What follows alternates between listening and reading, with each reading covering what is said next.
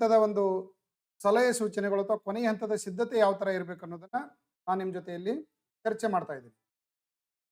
So ಇದು ಬಹಳಷ್ಟು important ಆಗಿರತಕ್ಕಂತ video ಆಗಿದ್ದು ನಾವು ಕೊನೆಯವರೆಗೆ ತಪ್ಪದೇ ಇದನ್ನ ನೋಡಿ. So RRB group D exam ನಾಳೆ ನವೆಂಬರ್ 27ರಿಂದ ಆರಂಭವಾಗಿ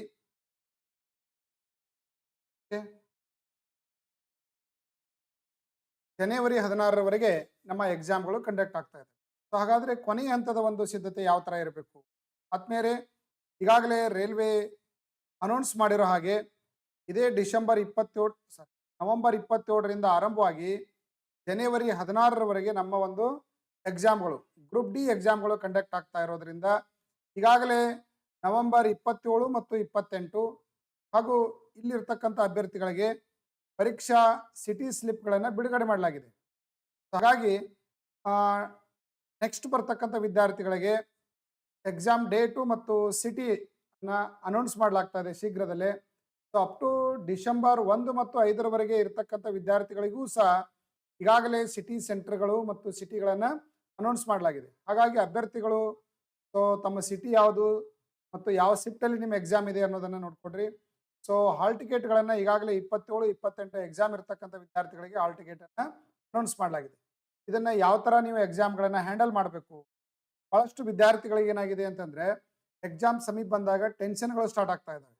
ಸೊ ಅದಕ್ಕೆ ಯಾವುದೇ ಥರದ ಟೆನ್ಷನ್ ಇಲ್ಲಾರ್ದೇ ಇಲ್ಲಿ ನಾನು ಹೇಳ್ತಕ್ಕಂಥ ಒಂದು ಟಿಪ್ಸ್ಗಳನ್ನು ಕರೆಕ್ಟಾಗಿ ಫಾಲೋ ಮಾಡಿದರೆ ನಿಮ್ಮ ಎಕ್ಸಾಮನ್ನು ನೀವು 50% ಸಾಲ್ವ್ ಮಾಡ್ದಂಗೆ. ಇನ್ನು 50% ನೀವು ಓದಿರ್ತಕ್ಕಂಥ ವಿಷಯದ ಮೇಲೆ ನೀವು ಮಾಸ್ಟ್ರಿಯನ್ನು ಇಟ್ಕೊಂಡು ಎಕ್ಸಾಮನ್ನು ಅಟೆಂಡ್ ಮಾಡಬೇಕು. ಸೊ ಇಲ್ಲಿ ಯಾವ ಥರ ನೀವು ಎಕ್ಸಾಮ್ ಸ್ಟ್ರಾಟಜಿಯನ್ನು ಫಾಲೋ ಮಾಡಬೇಕು ಅನ್ನೋದನ್ನು ನಾನು ನಿಮ್ಗೆ ಇಲ್ಲಿ ಹೇಳ್ಕೊಡ್ತಾ ಇದ್ದೀನಿ. ಅದನ್ನು ಕೊನೆಯವರೆಗೆ ನಾವು ತಪ್ಪದೆ ಫಾಲೋ ಮಾಡಿ. ನೋಡ್ರಿ, ಎಕ್ಸಾಮ್ಗೆ ನೀವೆಲ್ಲ ಹೋಗ್ತಾ ಇದ್ದೀರಿ. ಎಕ್ಸಾಮ್ಗೆ ಹೋಗುವಾಗ ನಿಮ್ಮ ಒಂದು ಅಡ್ಮಿಟ್ ಕಾರ್ಡನ್ನು ಏನು ನಿಮ್ಮ ಹಾಲ್ ಟಿಕೆಟನ್ನು ಡೌನ್ಲೋಡ್ ಮಾಡ್ಕೊಂಡಿರ್ತೀರಲ್ಲ, ಆ ಹಾಲ್ ಟಿಕೆಟನ್ನು ಡೌನ್ಲೋಡ್ ಮಾಡ್ಕೊಂಡಿರ್ತಕ್ಕಂಥ ಒರಿಜಿನಲ್ ಹಾಲ್ ಟಿಕೆಟನ್ನು ಹೋಗಿ ರೈಟ್ ರೀ. ಸೊ ಅಡ್ವಾನ್ಸೇ ಒಂದೆರಡು ಪ್ರಿಂಟನ್ನು ತೆಗೆದುಕೊಡ್ರಿ. 2 ಪ್ರಿಂಟನ್ನು ತೆಗೆದುಕೊಂಡು ಅದರ ಹಿಂದೆ ಇರತಕ್ಕಂಥ ಸೂಚನೆಗಳನ್ನು ಸರಿಯಾಗಿ ಓದಿ. ಹಾಲ್ ಟಿಕೆಟ್ ಹಿಂದೆ ಸೂಚನೆಗಳಿದ್ದಾವೆ. ನೀವು ಯಾವ ಒಂದು ಎಕ್ಸಾಮ್ ಸೆಂಟರ್ಗೆ ಬರಬೇಕು, ಆಮೇಲೆ ಎಷ್ಟು ಟೈಮ್ಗೆ ಬರಬೇಕು, ರೈಟ್, ಬರುವಾಗ ಏನೇನು ನಿಮ್ಮ ಜೊತೆ ತೆಗೆದುಕೊಂಡು ಬಂದಿರಬೇಕು, ಅಥವಾ ಅಲ್ಲಿ ನಿಮ್ಮ ಒಂದು ಡಿಸಿಪ್ಲಿನ್ ಯಾವ ಥರ ಇರಬೇಕು ಅನ್ನೋದ್ರ ಬಗ್ಗೆ ಸೂಚನೆಗಳನ್ನು ಕೊಟ್ಟಿರ್ತಾರೆ. ಆ ಎಲ್ಲ ಸೂಚನೆಗಳನ್ನು ತಪ್ಪದೇ ನೀವು ಫಾಲೋ ಮಾಡಿ ಮೊದಲೇದಾಗಿ. ಎರಡನೇದೇನೆಂದರೆ ನೀವು ಎಕ್ಸಾಮ್ಗೆ ಹೋಗುವಾಗ ನಿಮಗೆ ಬೇಕಾಗಿರ್ತಕ್ಕಂಥ ಡಾಕ್ಯುಮೆಂಟ್ಸ್ಗಳನ್ನು ಕರೆಕ್ಟಾಗಿ ಒರಿಜಿನಲ್ ಡಾಕ್ಯುಮೆಂಟ್ಗಳನ್ನು ತೆಗೆದುಕೊಂಡು ಹೋಗಿ. ಅಲ್ಲಿ ಆಧಾರ್ ವೆರಿಫಿಕೇಶನ್ ನಡೀತಾ ಇರೋದ್ರಿಂದ ನೀವು ಪರೀಕ್ಷಾ ಹಾಲ್ಗೆ ನಿಮ್ಮ ಪರೀಕ್ಷಾ ಶಿಫ್ಟಿನ ಟೈಮದ 1 ಗಂಟೆ ಮೊದಲೇ ನೀವೇನು ಮಾಡಬೇಕು, ಎಕ್ಸಾಮ್ ಸೆಂಟರ್ಗೆ ಅಟೆಂಡ್ ಆಗಿರಬೇಕು. ಇವನ್ 1.5 ಗಂಟೆ ಮೊದಲೇ ಬರಬೇಕು ಅಂತೇಳಿ ಸೂಚನೆಗಳನ್ನು ಈಗಾಗಲೇ ರೈಲ್ವೆ ಇಲಾಖೆಯಿಂದ ನೀಡಲಾಗಿದೆ. ಸೊ ಹೋಗುವಾಗ ನಿಮ್ಮ ಆಧಾರ್ ಕಾರ್ಡನ್ನು, ಒರಿಜಿನಲ್ ಆಧಾರ್ ಕಾರ್ಡನ್ನು ತೆಗೆದುಕೊಂಡು ಹೋಗಿ. ಆದರೆ ಒರಿಜಿನಲ್ ಆಧಾರ್ ಕಾರ್ಡನ್ನು ತೆಗೆದುಕೊಂಡು ಹೋಗಿರಬೇಕು. ಆಧಾರ್ ಕಾರ್ಡಲ್ಲಿ ನಿಮ್ಮದು ಎಲ್ಲ ಅಪ್ಡೇಟ್ ಆಗಿರಬೇಕು, ಲೇಟೆಸ್ಟ್ ಆಗಿ ಅಪ್ಡೇಟ್ ಆಗಿರಬೇಕು. ಆಮೇಲೆ ಒಂದು ಸಪ್ರೇಟ್ ಆಗಿ ID ಸೈಜ್ ನಿಮ್ಮ ಫೋಟೋವನ್ನು ತೆಗೆದುಕೊಂಡು ಹೋಗ್ರಿ. ಆಮೇಲೆ ನೀವು ರಫ್ ವರ್ಕ್ ಮಾಡಲಿಕ್ಕೆ ಒಂದು ಪೆನ್ನನ್ನು ತೆಗೆದುಕೊಂಡು ಹೋಗ್ರಿ. ಆಮೇಲೆ ಭಾಳಷ್ಟು ಕೂಲ್ ಆಗಿರ್ರಿ, ಯಾವುದೇ ಥರ ಟೆನ್ಷನ್ ಮಾಡ್ಕೋಬೇಡ್ರಿ. ಭಾಳಷ್ಟು ಮಂದಿ ಎಕ್ಸಾಮ್ 50 to 60% ಮಂದಿ ಏನಾಗ್ತಾರೆ ಅಂದರೆ ಎಕ್ಸಾಮನ್ನು ಫಸ್ಟ್ ಟೈಮ್ ಬರೀತಕ್ಕಂಥ ವಿದ್ಯಾರ್ಥಿಗಳೇ ಇರ್ತಾರೆ. ಇವರು ಯಾವುದೇ ರೀತಿ ಎಕ್ಸಾಮ್ಗೆ ಪ್ರಿಪೇರ್ ಆಗದೆ ಎಕ್ಸಾಮ್ಗೆ ಬಂದಿರತಕ್ಕಂಥವ್ರು. ಅದಕ್ಕಾಗಿ ನಂಬರ್ ಆಫ್ ಅಪ್ಲಿಕೇಶನ್ಸ್ ಎಷ್ಟು ಬಂದಾವ ಏನೋ ನಾನು ನಿಮ್ಗೆ ಇಲ್ಲಿ ಹೇಳ್ತೀನಿ. ಅದಕ್ಕೆ ಎಷ್ಟು ಜನ ಎಕ್ಸಾಮ್ ಬರೀಲಾಕ್ ಬಂದಾರ ಅನ್ನೋದ್ರ ಬಗ್ಗೆ ಯಾವುದೇ ಥರ ಟೆನ್ಷನ್ ತಗೊಳಕ್ ಹೋಗ್ಬೇಡ್ರಿ. ಎಕ್ಸಾಮ್ಗೆ ಅಟೆಂಡ್ ಆಗಿರ್ತಕ್ಕಂಥವ್ರೊಳಗೆ 60% ಸ್ಟೂಡೆಂಟ್ಗಳು ಏನೂ ಪ್ರಿಪೇರ್ ಆಗಲಾರ್ದೇ ಸುಮ್ಮನೆ ಎಕ್ಸಾಮ್ ಬಂದಿರತಕ್ಕಂಥವರೇ ಭಾಳ ಜನ ಇರ್ತಾರೆ ರೈಲ್ವೆ ಎಕ್ಸಾಮಲ್ಲಿ, ಸ್ಪೆಷಲಿ ರೈಲ್ವೆ ಎಕ್ಸಾಮಲ್ಲಿ.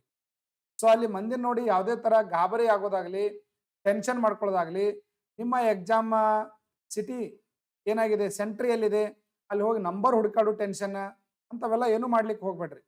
ಫಸ್ಟ್ ಏನು ಮಾಡ್ಬೇಕಂತಂದ್ರೆ ನೀವು ಯಾವ ಸಿಟಿಗೆ ಎಕ್ಸಾಮ್ ಅಲಾಟ್ಮೆಂಟ್ ಆಗಿದೆ ಆ ಸಿಟಿಗೆ ಹಿಂದಿನ ದಿನಾನೇ ಹೋಗ್ರಿ. ಹಿಂದಿನ ನಿಮ್ಮ ಎಕ್ಸಾಮ್ ಸೆಂಟರ್ಗೆ ನೀವು ಆ ಊರಿಗೆ ಹೋಗಿ ಅಲ್ಲಿ ಲಾಸ್ ಅಥವಾ ಇನ್ನೇನೋ ಮಾಡ್ಕೊಂಡು ನೀವು ರೆಡಿ ಆಗಿರ್ರಿ. ಸಾಧ್ಯ ಆದರೆ ಹಿಂದಿನ ದಿನನೇ ಎಕ್ಸಾಮ್ ಸೆಂಟರ್ ಎಲ್ಲಿದೆ ಅನ್ನೋದನ್ನ ಪ್ಲೇಸನ್ನು ನೋಡ್ಕೊಂಬರ್ರಿ. ಮತ್ತು ಮುಂಜಾನೆ ಅದು ಓಡಾಡೋದಾಗಬಾರ್ದು ಫಸ್ಟ್ ಶಿಫ್ಟ್ ಇದ್ದವರು. ಹೇಳಿ, ಮುಂದೆ ನೀವು ಯಾವುದೇ ಶಿಫ್ಟ್ಗಳಲ್ಲಿ ಎಕ್ಸಾಮ್ ಬರಲಿ, ಯಾವುದೇ ಡೇಟಿಗೆ ಎಕ್ಸಾಮ್ ಮಾಡಲಿ, ಈ ಡಿಸಿಪ್ಲಿನನ್ನು ಕರೆಕ್ಟಾಗಿ ಫಾಲೋ ಮಾಡಿರಿ.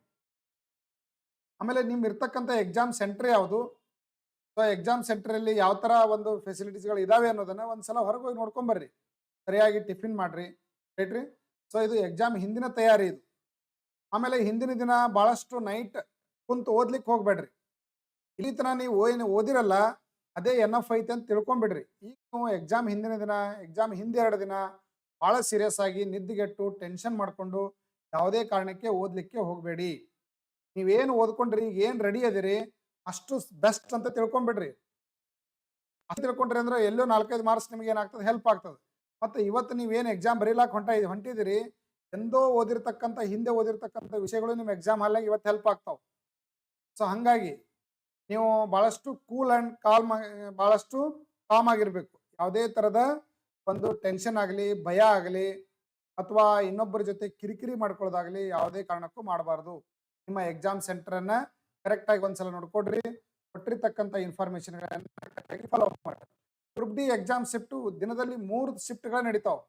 9ರಿಂದ 10ವರೆ ತನಕ ಒಂದಿರ್ತದೆ, 12:45ರಿಂದ 2:15ರವರೆಗೆ ಒಂದಿರ್ತದೆ, 4:30ರಿಂದ 6 ಗಂಟೆವರೆಗೆ ಒಂದಿರ್ತದೆ. ಟೋಟಲಿ 3 ಶಿಫ್ಟ್ಗಳಲ್ಲಿ ಎಕ್ಸಾಮ್ ನಡೀತದೆ. ಶಿಫ್ಟ್ಗಳಲ್ಲಿ 3 ಶಿಫ್ಟ್ಗಳಲ್ಲಿ ಒಂದು ವೇಳೆ ನಿಮ್ಮದು 1ನೇ ಶಿಫ್ಟ್ ಎಕ್ಸಾಮ್ ಇತ್ತು ಅಂತಂದ್ರೆ 9 ಗಂಟೆಗೆ ನಿಮ್ಮ ಎಕ್ಸಾಮ್ ಸ್ಟಾರ್ಟ್ ಅಂದ್ರೆ ನೀವು ಮುಂಜಾನೆ 7ವರೆಗೆ ಏನಾಗಿರ್ಬೇಕಂದ್ರೆ ಎಕ್ಸಾಮ್ ಸೆಂಟರ್ ಹೋಗಿ ರಿಪೋರ್ಟ್ ಮಾಡ್ಕೋಬೇಕು. ನೀವು ಅಲ್ಲಿ ನಿಮ್ಮ ಆಧಾರ್ ಕಾರ್ಡು, ನಿಮ್ಮ ಡಾಕ್ಯುಮೆಂಟ್ಸ್ಗಳನ್ನು ಮತ್ತು ನಿಮ್ಮ ಕ್ಯಾಂಡಿಡೇಟ್ ಒಂದು ವೆರಿಫಿಕೇಶನ್ ಅನ್ನ ಅಲ್ಲಿ ಮಾಡ್ತಾರೆ, ಒಳಗೆ ಬಿಡ್ತಾರೆ. ಅಲ್ಲಿ ನಿಮಗೆ ಯಾವ ಒಂದು ಸಿಸ್ಟಮ್ ಅಲಾಟ್ಮೆಂಟ್ ಆಗಿರ್ತದಲ್ಲ ಆ ಸಿಸ್ಟಮ್ ಅಲ್ಲೇ ಹೋಗಿ ನೀವು ಕೂಡಬೇಕು, ಹೇಳ್ರಿ. ಸೊ ಇದು ಮೊದಲು ನೀವು ರೆಡಿ ಮಾಡ್ಕೋಬೇಕಾಗಿರ್ತಕ್ಕಂಥ. ಮತ್ತು ನೀವು ಯಾವುದೇ ರಫ್ ವರ್ಕ್ ಮಾಡ್ಲಿಕ್ಕೆ ಯಾವುದೋ ಪೇಜ್ ಅದು ಏನೂ ತೊಗೊಂಡು ಹೋಗೋದಿಲ್ಲ. ಅವರು ರಫ್ ವರ್ಕ್ ಮಾಡ್ಲಿಕ್ಕೆ ಅಲ್ಲೇ ಒಂದು ಪೇಜನ್ನು ಕೊಟ್ಟಿರ್ತಾರೆ, ಅದನ್ನು ಯೂಸ್ ಮಾಡಿರಿ, ರೈಟ್ ರೀ. ಸೆಕೆಂಡ್ ಶಿಫ್ಟ್ ಇದ್ದವರು 11:15ಕ್ಕೆ ನೀವು ರಿಪೋರ್ಟ್ ಮಾಡ್ಕೋಬೇಕು. 12:45ಕ್ಕೆ ಎಕ್ಸಾಮ್ ಇರ್ತದೆ. 4ವರೆಗೆ ಎಕ್ಸಾಮ್ ಇರ್ತಕ್ಕಂಥವ್ರು 3 ಗಂಟೆಗೆ ಅಲ್ಲಿ ರಿಪೋರ್ಟ್ ಮಾಡ್ಕೊಂಡಿರ್ಬೇಕು. ನೋಡ್ರಿ, ಎಕ್ಸಾಮ್ ನೀವು ಏನು ಶಿಫ್ಟಲ್ಲಿ ಹೋಗ್ತಾ ಇದ್ದೀರಿ, ಎಕ್ಸಾಮ್ ದಿನ ಮುಂಜಾನೆ ಸರಿಯಾಗಿ ನಾಷ್ಟ ಮಾಡಿರಿ, ರೈಟ್ ರೀ. ನಾಷ್ಟ ಹೆಂಗಿರ್ಬೇಕಂದ್ರೆ ಒಳ್ಳೆ ನಿಮ್ಮ ಶರೀರಕ್ಕೆ ಒಗ್ಗುವಂಥ ಸಾಫ್ಟ್ ಇರ್ತಕ್ಕಂಥ ನಾಷ್ಟ ಮಾಡಿರಿ. ಆಮೇಲೆ ನೀರು ಸರಿಯಾಗಿ ಕುಡೀರಿ. ಸಾಧ್ಯ ಆದರೆ ಎಕ್ಸಾಮ್ಗೆ ಹೋಗುವಾಗ ಒಂದು ಅರ್ಧ ಲೀಟ್ರ್ ನೀರಿನ ಬಾಟಲನ್ನು ತೆಗೆದುಕೊಂಡು ಹೋಗಿ, ನೀರಿನ ಬಾಟಲ್ ತೆಗೆದುಕೊಂಡು ಹೋಗ್ರಿ. ಆಮೇಲೆ ಎಕ್ಸಾಮ್ ಸೆಂಟ್ರಲ್ಲಿ ನೀವೇನು ಕುಂತಿರ್ತೀರಲ್ಲ, ಭಾಳಷ್ಟು ಮಂದಿ ಆನ್ಲೈನ್ ಟೆಸ್ಟನ್ನು ಫಸ್ಟ್ ಟೈಮ್ ಅಟೆಂಡ್ ಮಾಡೋರು ಇರ್ತೀರಿ. ಒಂದ್ಸಲ ಸರಿಯಾಗಿ ಹಿಂಗೆ ಸ್ಟ್ರೇಟ್ ಆಗಿ ಕೂತು ಬ್ರೀತಿಂಗ್ ಎಕ್ಸಸೈಸನ್ನು ಮಾಡಿ. ಸೊ ಬ್ರೀತಿಂಗ್ ಎಕ್ಸಸೈಸ್ ಅಲ್ಲೇ ಕುಂತಲೇನೆ, ರೈಟ್ ರೀ. ಒಂದು 4 ಸಲ ಉಸಿರು ಜಗ್ಗೋದು, 4 ಸಲ ಉಸಿರು ಬಿಡೋದ್ರಿ ಅಂದ್ರೆ ಮ್ಯಾಕ್ಸಿಮಮ್ ಮೈಂಡ್ಗೆ ಬ್ಲಡ್ ಆ್ಯಂಡ್ ಆಕ್ಸಿಜನ್ ಸಪ್ಲೈ ಆಗ್ತದೆ, ಮೈಂಡ್ ಫ್ರೆಶ್ ಆಗ್ತದೆ ಮತ್ತು ಕಾನ್ಸ್ಟಂಟ್ ಇರ್ತದೆ. ಸೊ ಅದಕ್ಕಾಗಿ ಉಸಿರಾಟ ಕ್ರಿಯೆಯನ್ನು ಯಾವಾಗಲೂ ಎಕ್ಸಾಮ್ ಸ್ಟಾರ್ಟ್ ಆಗೋಕ್ಕಿಂತ ಮೊದಲು ಈ ಒಂದು 4ರಿಂದ 5 ಸಲ ಉಸಿರಾಟ ಕ್ರಿಯೆಯನ್ನು ಮಾಡಿರಿ. ನೀರಿನ ಬಾಟಲ್ ತೊಗೊಂಡು ಹೋಗಿರ್ತೀರಲ್ಲ, ಒಳಗೆ ಒಂದು ವೇಳೆ ಬಿಡಲಿಲ್ಲ ಅಂದರೆ ಒಳಗೆ ಹೋಗುವಾಗೆ ಒಂದು ಸ್ವಲ್ಪ ನೀರು ಕುಡ್ದು ಹೋಗ್ರಿ, ರೈಟ್ ರೀ. ಮೊದಲೇ ಸರಿಯಾಗಿ ಟಿಫಿನ್ ಅದು ಮಾಡಿರಿ. ಉಪವಾಸ ಅದು ಎಕ್ಸಾಮ್ ಹಾಲ್ನಾಗ ಒಟ್ಟು ಹೋಗಬೇಡ್ರಿ, ನೀರೇಡಿಸಿ ಎಕ್ಸಾಮ್ ಹಾಲ್ನಾಗ ಹೋಗಬೇಡ್ರಿ. ನೀವೇನಾದರೂ ರೆಸ್ಟ್ ಅದು ಹೋಗಿ ಬರೋದಿತ್ತಂದ್ರೆ ಮೊದಲೇ ರೆಸ್ಟ್ ಹೋಗಿ ಬರ್ರಿ. ಮತ್ತು ಅಲ್ಲಿ ಹೋದ ನಂತರ ಒಂದು 10 ನಿಮಿಷ ನಾ ರೆಸ್ಟ್ಗೆ ಹೋಗ್ತೀನಿ ರೀ, ಹೊರಗೆ ಹೋಗ್ತೀನಿ ರೀ ಅಂದ್ರೆ ಯಾವುದೇ ಕಾರಣಕ್ಕೂ ಒಳಗೆ ಹೋಗಿಂದ ಬಿಡೋದೇ ಇಲ್ಲ, ರೈಟ್ ರೀ. ಸೊ ನೀವೆಲ್ಲ ಕಂಪ್ಲೀಟ್ ಎಲ್ಲ ಮುಗಿಸ್ಕೊಂಡೇ ಒಳಗೆ ಹೋಗಿರ್ಬೇಕು, ರೈಟ್ ರೀ. ರೈಟ್. ಸೊ ಇಷ್ಟು ಇನ್ಫಾರ್ಮೇಷನ್ ಎಕ್ಸಾಮ್ ಹಾಲಲ್ಲಿ ನೀವೇನು ಬಿಡಿಸ್ತಿರಲ್ಲ, ಎಕ್ಸಾಮ್ ಹಾಲ್ ಕ್ವಶನ್ ಪೇಪರ್ ಬಿಡಿಸೋ ಸ್ಟ್ರಾಟಜಿ ಯಾವ ಥರ ಇರ್ತದೆ ಅನ್ನೋದು ನೆಕ್ಸ್ಟ್ ನಾನು ನಿಮ್ಗೆ ಹೇಳ್ತೀನಿ. ಈ ಒಂದು ಸಿಸ್ಟಮನ್ನು ಡಿಸಿಪ್ಲಿನ್ ಆಗಿ ಫಾಲೋ ಮಾಡಿರಿ. ಎಕ್ಸಾಮ್ ಬರೆಯೋ ಟೈಮ್ದೊಳಗೆ ಯಾವ ಥರ ಇರಬೇಕು ಅನ್ನೋದನ್ನು ನಾನು ನಿಮಗೆ ನೆಕ್ಸ್ಟ್ ಸ್ಟ್ರಾಟಜಿಯನ್ನು ಹೇಳ್ತೀನಿ. ಯಾವುದೇ ಕಾರಣಕ್ಕೂ ನಿಮ್ಮ ಅಕ್ಕಪಕ್ಕದ ವಿದ್ಯಾರ್ಥಿಗಳ ಜೊತೆ, ಭಾಳಷ್ಟು ಅಪರಿಚಿತರ ಜೊತೆ ಡಿಸ್ಕಷನ್ ಮಾಡೋಕ್ಕೆ ಹೋಗಬೇಡ್ರಿ. ಅಲ್ಲಿ ಏನಾದರೂ ಎಕ್ಸಾಮ್ ಹಾಲ್ನಾಗ ಸಣ್ಣ ಪುಟ್ಟ ಮಿಸ್ಟೇಕ್ಗಳು ಕಂಡು ಬಂತು ಅಂತಂದ್ರೆ ನೀವೇ ಲೀಡರ್ ಆಗಿ ಅಲ್ಲಿ ಏನು ಸ್ಟ್ರೈಕ್ ಮಾಡೋದು ಅಥವಾ ಅವ್ರ ವಿರುದ್ಧ ಆರ್ಗ್ಯುಮೆಂಟನ್ನು ಮಾಡೋದು, ಅಲ್ಲಿರ್ತಕ್ಕಂಥ ಸಿಬ್ಬಂದಿಗಳ ಜೊತೆ ಜಗಳ ಮಾಡ್ಕೊಳ್ಳೋದು ಯಾವುದೇ ಕಾರಣಕ್ಕೂ ಮಾಡ್ಲಿಕ್ಕೆ ಹೋಗಬೇಡ್ರಿ.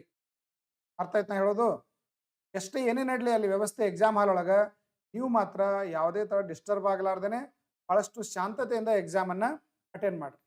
ಇನ್ನೊಂದು ಇಂಪಾರ್ಟೆಂಟ್ ಏನು ಅಂತಂದ್ರೆ, ಎಕ್ಸಾಮ್ ಮುಗಿಸಿ ಬರುವಾಗೂ ಯಾವುದೇ ಕಾರಣಕ್ಕೂ ಇನ್ನೊಬ್ಬರ ಜೊತೆ, ಅಪರಿಚಿತರ ಜೊತೆ ನಿಮ್ಮ ಪರೀಕ್ಷೆ ಹೇಗಾಗಿದೆ ಅನ್ನೋದ್ರ ಬಗ್ಗೆ ಚರ್ಚೆ ಮಾಡ್ಲಿಕ್ಕೆ ಹೋಗ್ಬೇಡ್ರಿ, ರೈಟ್ ರೀ. ಓಕೆ, ನೆಕ್ಸ್ಟ್ ಈಗ ಟೈಮ್ ಮ್ಯಾನೇಜ್ಮೆಂಟ್ ಯಾವ ಥರ ಮಾಡಬೇಕು, ಭಾಳ ಇಂಪಾರ್ಟೆಂಟ್ ಆಗಿರತಕ್ಕಂಥ ಹಿಂಟ್ಸ್ ಇದು ನಿಮ್ಮ RRB ಗ್ರೂಪ್ ಡಿ ಎಕ್ಸಾಮ್ಗೆ. ಇಲ್ಲೇನಾಗಿದೆ, ಸೆಕ್ಷನ್ಗಳು ಹೇಳ್ತೇನೆ ನೋಡ್ರಿ. ಸೈನ್ಸ್ 25 ಕ್ವಶನ್ ಇರ್ತವೆ, ಮ್ಯಾಥ್ಸ್ 25 ಕ್ವಶನ್ ಇರ್ತದೆ, ರೀಸನಿಂಗ್ 30 ಕ್ವಶನ್ ಇರ್ತದೆ, GK ಕರೆಂಟ್ ಅಫೇರ್ಸ್ 20 ಕ್ವಶನ್ ಇರ್ತದೆ. ಟೋಟಲ್ ಇಲ್ಲಿ 4 ಸೆಕ್ಷನ್ಗಳದಾವೆ. ಇಲ್ಲಿ 4 ಸೆಕ್ಷನ್ಗಳು ಸಪ್ರೇಟ್ ಇರೋದಿಲ್ಲ, ಎಲ್ಲ ಕ್ವಶನ್ ಮಿಕ್ಸ್ ಆಗಿ ಬಂದಿರ್ತಾವೆ. ನಿಮಗೆ ಗೊತ್ತಿರಲಿ, 1ರಿಂದ 100ರವರೆಗೆ ಕ್ವಶನ್ ಇರ್ತಾವೆ. ಇಲ್ಲಿ 100 ಮಾರ್ಕ್ಸ್ ಇರ್ತದೆ. ನಿಮ್ಗೆ ಎಷ್ಟು ಇರ್ತದೆ? 100 ಮಾರ್ಕ್ಸ್ ಇರ್ತದೆ. ಟೈಮ್ ಎಷ್ಟಿರ್ತದೆ ಅಂದ್ರೆ 90 ನಿಮಿಷ ಟೈಮ್ ಅದು ನಿಮಗೆ. 90 ನಿಮಿಷ ಟೈಮನ್ನು ಫಸ್ಟ್ ಇದನ್ನೇ ಬಿಡಿಸ್ಬೇಕಂತ ಏನಿಲ್ಲ. ಕ್ವಶನ್ ನಂಬರ್ 1ರಿಂದ ನೀವು ಬಿಡಿಸ್ತಾ ಹೋಗ್ಬೇಕು. ಟೋಟಲ್ 100 ಮಾರ್ಕ್ಸ್ ಕ್ವಶನ್ ಪೇಪರನ್ನು ನೀವೇನು ಮಾಡಬೇಕು ಅಂತಂದ್ರೆ ಒಂದು ಮಿನಿಮಮ್ 2 ರೌಂಡ್ ಆದರೂ ಆಗ್ಬೇಕು ನಿಮ್ದು. 1ನೇ ರೌಂಡ್ ಏನದ, ಫಸ್ಟ್ ರೌಂಡ್ ನೀವೇನು ಮಾಡಬೇಕು ಅಂತಂದ್ರೆ ನೋಡ್ರಿ, ಫಸ್ಟ್ ರೌಂಡ್ ಏನು ಮಾಡಬೇಕು ಅಂದ್ರೆ ಕ್ವಶನ್ 1ರಿಂದ ನೀವು ಓದ್ತಾ ಹೋಗ್ರಿ. ಯಾವ ಡೈರೆಕ್ಟ್ ಆನ್ಸರ್ ಮಾಡೋಂಥ ಅದಾವಲ್ರಿ. ಫಾರ್ ಎಕ್ಸಾಂಪಲ್ ತಾಜ್ ಮಹಲ್ ಎಲ್ಲಿದೆ ಅಂತ ಕೇಳ್ತಾರೆ, ಎಲ್ಲರಿಗೂ ಗೊತ್ತಿರ್ತಕ್ಕಂಥ ಡೈರೆಕ್ಟ್ ಅದನ್ನ ಆನ್ಸರ್ ಸೇವ್ ಒಳಗನೆ ಕ್ಲಿಕ್ ಮಾಡ್ರಿ. ಇಲ್ಲೇನಾಗಿರ್ತದೆ, ಸೇವ್ ಇರ್ತದೆ, ಸೇವ್ ಅಂಡ್ ನೆಕ್ಸ್ಟ್ ಇರ್ತದೆ, ರಿವ್ಯೂ ಮಾರ್ಕ್ ಅಂಡ್ ರಿವ್ಯೂ ಅಂತ ಇರ್ತದೆ, ದೆನ್ ನೆಕ್ಸ್ಟ್ ಅಂತ ಇರ್ತದೆ. ಸೊ ನೀವು ಏನು ಮಾಡಬೇಕು, ಕರೆಕ್ಟ್ ಇದ್ದಿದ್ದನ್ನ ಸೇವ್ ಅಂತೆ ಕೊಟ್ಬಿಡ್ರಿ. ಇನ್ನು ಅಕಸ್ಮಾತ್ ಡೌಟ್ ಇರೋದೇನ್ರ ಇತ್ತಂದ್ರೆ ಮಾರ್ಕ್ ಅಂಡ್ ರಿವ್ಯೂ ಮ್ಯಾಗ ಮಾಡ್ರಿ. ಬಟ್ ಏನು ಥಿಂಕ್ ಮಾಡಲ್ಲ, ಡೈರೆಕ್ಟ್ ಕ್ವಶನ್ ಏನಿರ್ತಾವಂದ್ರೆ ನಿಮಗೆ 1 to 100 ಕ್ವಶನ್ ಒಳಗೆ ಒಂದು 50 ಕ್ವಶನ್ ಡೈರೆಕ್ಟ್ ಆಗಿನೇ ಆನ್ಸರ್ ಮಾಡೋಂಥ ಕ್ವಶನ್ಗಳು ಇರ್ತಾವೆ. ಇನ್ನೊಂದು 20 ಕ್ವಶನ್ ಏನಾಗಿರುತ್ತೆ ಅಂದ್ರೆ ಸ್ವಲ್ಪ ಟೈಮ್ ತಗೊಂಡು, ಅಂದ್ರೆ ಒಂದು 10 ಸೆಕೆಂಡ್, ಇದಕ್ಕಿಂತ ಒಂದು 10ರಿಂದ 15 ಸೆಕೆಂಡ್ ಅಥವಾ ಒಂದು 30 ಸೆಕೆಂಡ್ ಏನಾಗಿರುತ್ತೆ ಟೈಮ್ ಎಕ್ಸ್ಟ್ರಾ ತಗೊಂಡು ಸಾಲ್ವ್ ಮಾಡೋಂಥವು ಇರ್ತಾವೆ. ಅಂಥವು 20 ಕ್ವಶನ್ ಇರ್ತಾವೆ. ಟೋಟಲ್ 70 ಕ್ವಶನ್ಸ್, ರೈಟ್ ರೀ. 70 ಅಂದ್ರೆ 60 ಕ್ವಶನ್, ಒಂದು 10 ಕ್ವಶನ್ ಟಫ್ ಅದಾವ ಇಟ್ಕೊಡ್ರಿ.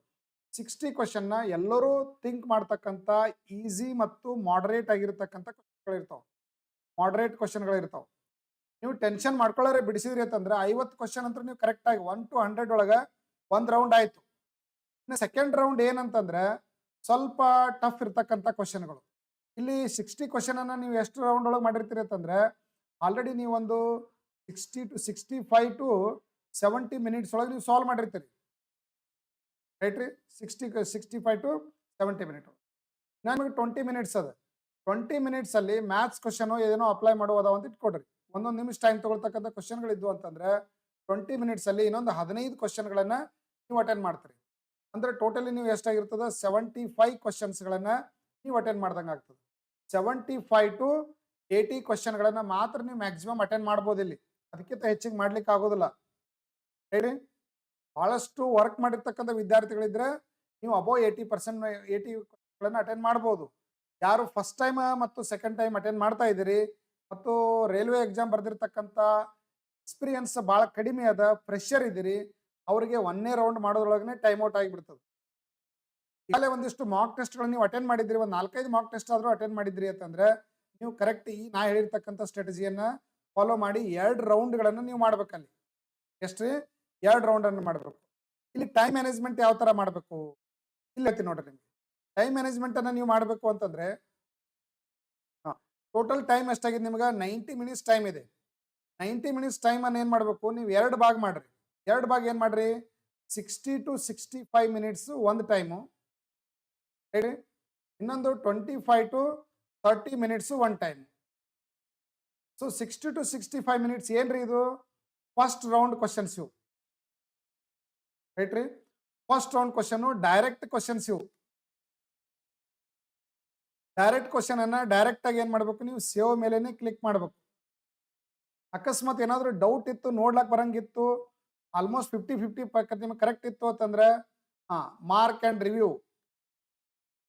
ರಿವ್ಯೂ ಅಂತ ಇನ್ನೊಂದು ವಿಂಡೋ ಇರ್ತದೆ, ಅದ್ರ ಮ್ಯಾಗ ಕ್ಲಿಕ್ ಮಾಡ್ರಿ. ಇದನ್ನ ಮತ್ತೆ ಬಂದು ರಿಪೀಟ್ ಬಂದು ಸೇವ್ ಅಂತ ಮಾಡ್ಬೇಕಂತ ಏನಿಲ್ಲ, ಆಟೋಮೆಟಿಕ್ ಟೈಮ್ ಔಟ್ ಆಯ್ತು ಅಂದ್ರೆ ಸೇವ್ ಆಗೇ ಆಗ್ತದೆ, ರೈಟ್ ರೀ. 2ನೇ ರೌಂಡ್ ಏನಂತಂದ್ರೆ ನೋಡ್ರಿ, ಇಲ್ಲಿ ನಿಮಗೆ ಏನಾಗ್ತದೆ, ಫುಲ್ ಕಾನ್ಫಿಡೆನ್ಸ್ ಆಗಿ ಬಿಡಿಸ್ತೀರಿ. ನೀವೆಲ್ಲ ಓದಿರ್ತಕ್ಕಂಥ political science, geography, static GK, mental ability, science, maths ಎಲ್ಲ ಕ್ವಶನ್ ಬರಲೇವು. ಎಲ್ಲ ಕ್ವಶನ್ ಒಳಗೂ ನಿಮಗೆ ನೋಡಿದ ತಕ್ಷಣ ಆನ್ಸರ್ ಮಾಡೋಂಥ ಕ್ವಶನ್ಗಳೇನದಾವೆ 30 to 35 ಸೆಕೆಂಡ್ ಒಳಗೆ ಆನ್ಸರ್ ಮಾಡೋಂಥ ಕ್ವಶನ್ಗಳೇನದಾವಲ್ಲ ಅವೆಲ್ಲ ಮೊದಲು ಅಟೆಂಡ್ ಮಾಡಿರಿ. ಅದ್ರ ಒಂದಿಷ್ಟು ಮ್ಯಾಥ್ಸ್ 1 ನಿಮಿಷ ಟೈಮ್ ತೊಗೊಂಡ್ರು ಪರವಾಗಿಲ್ಲ, ಅದನ್ನು ಅಲ್ಲೇ ಸಾಲ್ವ್ ಮಾಡಿಬಿಟ್ರಿ. ಇನ್ನು ಕ್ವಶನ್ ಏನಾಗಿರ್ತಾವಲ್ಲ 65 ಮಿನಿಟ್ಸನ್ನು ನೀವು ಏನು ಮಾಡಿದಿರಿ, ಇಲ್ಲಿ ಒಂದು 60 to 70 ಕ್ವಶನ್ಗಳನ್ನು ನೀವೇನು ಮಾಡಿದಿರಿ, ಅಟೆಂಡ್ ಮಾಡಿದಿರಿ, ರೈಟ್ ರೀ. 60 ಕ್ವಶನ್ ಅಟೆಂಡ್ ಮಾಡಿರಿ ಅಂತ ಇಟ್ಕೊಡ್ರಿ. ಇಲ್ಲಿ 25 to 30 ಮಿನಿಟ್ಸ್ ಒಳಗೆ ಟೈಮ್ ಜಾಸ್ತಿ ಉಳಿದದ, ಬಟ್ ಕ್ಯಾಲ್ಕುಲೇಟ್ ಮಾಡ್ತಕ್ಕಂಥ ಕ್ವಶನ್ಗಳದಾವೆ, ಮ್ಯಾಥ್ಸ್ ಕ್ವಶನ್ ಅದಾವೆ, ರೀಸನಿಂಗ್ ಕ್ವಶನ್ ಅದಾವೆ, ಸಿಟ್ಟಿಂಗ್ ಅರೇಂಜ್ಮೆಂಟು ಏನೋ ಸಾಲ್ವ್ ಮಾಡ್ಬೇಕಾಗಂತ ಇಟ್ಕೊಡ್ರಿ. ಅಂಥ ಕ್ವಶನ್ ಇತ್ತು ಅಂತಂದ್ರೆ ಇಲ್ಲಿ ನೀವು ಏನು ಮಾಡ್ತೀರಿ, ಇನ್ನು 25 to 30 ಮಿನಿಟ್ಸ್ ಉಳಿದದ, 15 ಕ್ವಶನ್ ನೀವು ಸಾಲ್ವ್ ಮಾಡಿದ್ರು ಸಾಕು. 15ರಿಂದ 20 ಕ್ವಶನ್ ಅಂದ್ರೆ ನಿಮ್ದು ಎಷ್ಟು ಸ್ಕೋರ್ ಆಗ್ತದೆ, ಇಲ್ಲಿ ಟೋಟಲ್ 80 ಮಾರ್ಕ್ಸ್ ವರೆಗೆ ಸ್ಕೋರ್ ಆಗ್ತದೆ. 80 ಮಾರ್ಕ್ಸ್ ಸ್ಕೋರ್ ಹೆಂಗಾಗಿರುತ್ತೆ ಅಂದ್ರೆ ನಿಮ್ದು ಅಕ್ಯುರೇಸಿ ಇರ್ತದೆ. ಇಲ್ಲಿ ಈ ಅಕ್ಯುರೇಸಿಯನ್ನು ಫಾಲೋ ಮಾಡಿ ನೀವು ಮಾಡ್ಬೇಕಂದ್ರೆ ನೀವು ಕ್ವಶನ್ ಪೇಪರನ್ನು ಅಟೆಂಡ್ ಮಾಡಬೇಕು. ರೈಟ್ ನಾ ಹೇಳೋದು 90 ಮಿನಿಟ್ಸ್ ಟೈಮನ್ನು ಏನು ಮಾಡಬೇಕು, ಒಂದನೇ round 60 to 65 minutes, second round 25 to 35 minutes. 100ಕ್ಕೆ 100 ಒಟ್ಟ ಟಚ್ ಮಾಡಕ್ಕೆ ಹೋಗ್ಬೇಡ್ರಿ. ಯಾಕಂದ್ರೆ ಇಲ್ಲಿ ನೆಗೆಟಿವ್ ಮಾರ್ಕಿಂಗ್ ಅದ.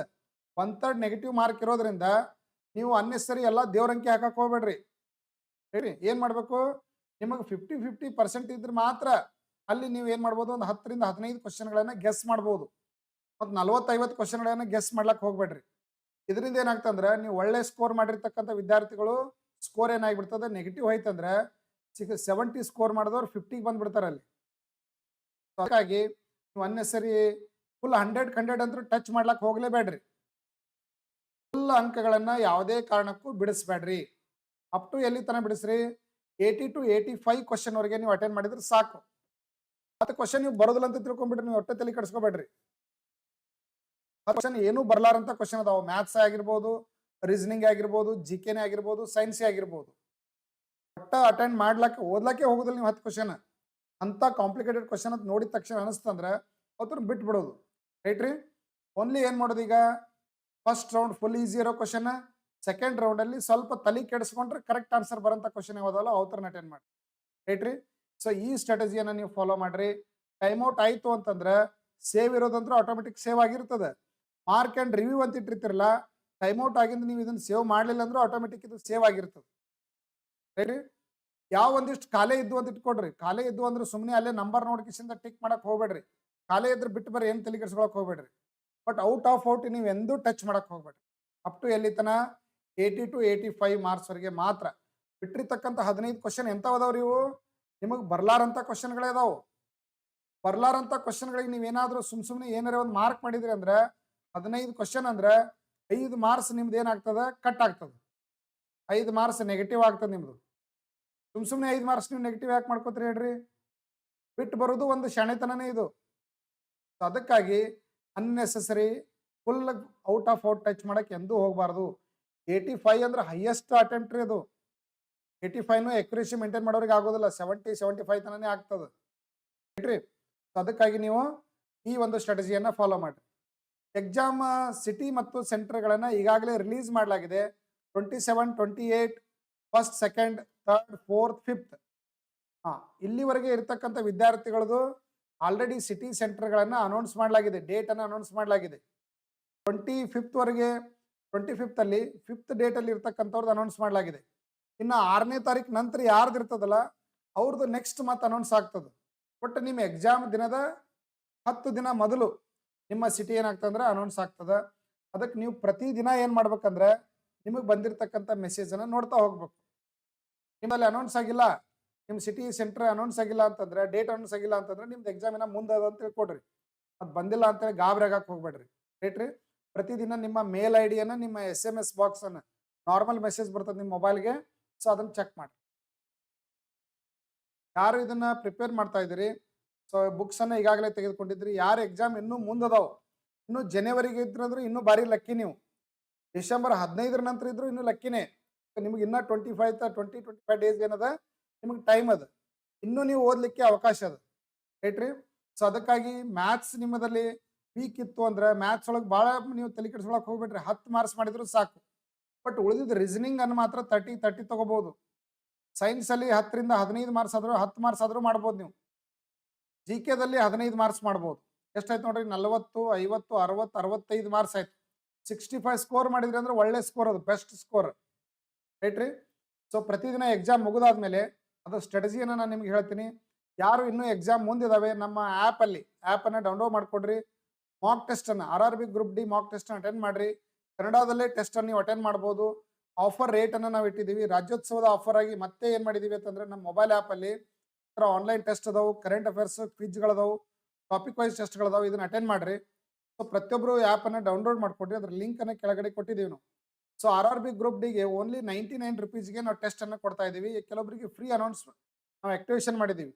ಸೊ ಆ್ಯಪನ್ನು ಡೌನ್ಲೋಡ್ ಮಾಡಿಕೊಂಡು ಟೆಸ್ಟನ್ನು ಹಿಂದಿ ಆರ್ ಇಂಗ್ಲೀಷಲ್ಲಿ ಆ್ಯಪಲ್ಲಿ ಬರೆದ್ರೆ, ಕನ್ನಡದಲ್ಲಿ ಬರೀಬೇಕು ಅಂದ್ರೆ ಕ್ರೋಮ್ ಒಳಗೆ creative study circle mock test ಅಂತೇಳಿ ನೀವು ಇದನ್ನು ಓಪನ್ ಮಾಡಬೇಕು. ಸೊ ಇಲ್ಲಿ ನೀವು ಟ್ರಾನ್ಸ್ಲೇಟ್ ಮೇಲೆ ಕನ್ನಡ ಅಂತ ನೀವು ಸೆಟ್ ಮಾಡಿದ್ರಿ ಅಂತಂದ್ರೆ ಕನ್ನಡದಲ್ಲಿ ಕ್ವಶನ್ ಪೇಪರ್ ಅಟೆಂಡ್ ಆಗ್ತದೆ. ಅಟ್ಲೀಸ್ಟ್ ಒಂದು 3-4 ಆದರೂ ಆನ್ಲೈನ್ ಟೆಸ್ಟನ್ನು ಅಟೆಂಡ್ ಮಾಡಿ ಎಕ್ಸಾಮ್ಗೆ ಹೋಗ್ರಿ. ಡೈರೆಕ್ಟ್ ಎಕ್ಸಾಮ್ಗೆ ಹೋಗ್ಬೇಡ್ರಿ, ಎಕ್ಸಾಮ್ ಇರತಕ್ಕಂಥವ್ರು. ಸೊ ಅದಕ್ಕೆ ಈ ಮೆಥಡನ್ನು ಕರೆಕ್ಟಾಗಿ ಫಾಲೋ ಮಾಡಿ ಬುಕ್ಸನ್ನು ತೆಗೆದುಕೊಡ್ರಿ. ಈಗ RRB NTPC ರಿಲೇಟೆಡ್ ಆಗಿರ್ತಕ್ಕಂಥ ಕ್ಲಾಸು ನಮ್ಮ ಸಂಸ್ಥೆಯಲ್ಲಿ RRB NTPC ಕ್ಲಾಸು 5ನೇ ತಾರೀಕಿಂದ ನಾವು ಸ್ಟಾರ್ಟ್ ಮಾಡ್ತಾ ಇದ್ದೀವಿ. ಸೊ ಯಾರು RRB NTPC ಪ್ರಿಪೇರ್ ಆಗ್ತಾ ಇದ್ದೀರಿ, ನಮ್ಮ ಸಂಸ್ಥೆಗೆ ಆಫ್ಲೈನ್ ಬ್ಯಾಚ್ಗೆ ಬಂದು ನೀವು ಜಾಯ್ನ್ ಆಗ್ಬೋದು. ಪ್ರತಿದಿನ 4 ರಿಂದ 5 ಗಂಟೆ ಕ್ಲಾಸ್ ರೂಮ್ ಟೀಚಿಂಗ್ ಇರ್ತದೆ. 1 hour online test or offline test ಇರ್ತದೆ. ಆಮೇಲೆ 2 to 3 ಅವರ್ ನೀವು ಲೈಬ್ರರಿಯನ್ನು ಓದಬೇಕಾಗ್ತದೆ. ಅದಕ್ಕಾಗಿ ಯಾರು RRB ಗ್ರೂಪ್ ಡಿ ಅಥವಾ NTPC ಮತ್ತು